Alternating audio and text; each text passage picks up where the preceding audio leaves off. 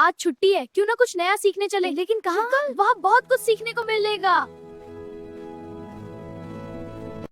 पेड़ इतने हरे क्यों होते हैं? शायद सूरज की वजह से।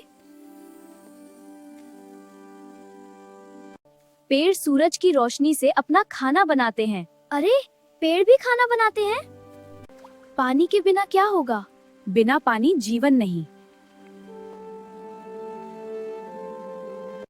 ये हिरण हमसे डर क्यों रहा है? क्योंकि हमें शांति से रहना चाहिए।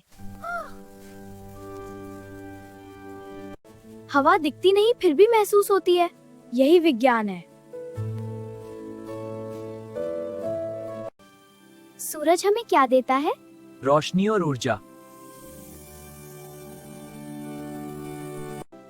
अगर हम पेड़ काटेंगे तो धरती बीमार हो जाएगी।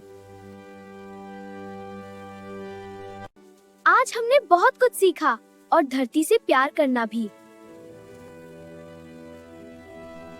जो प्रकृति से सीखता है वही आगे बढ़ता है। हम हमेशा प्रकृति की रक्षा करेंगे।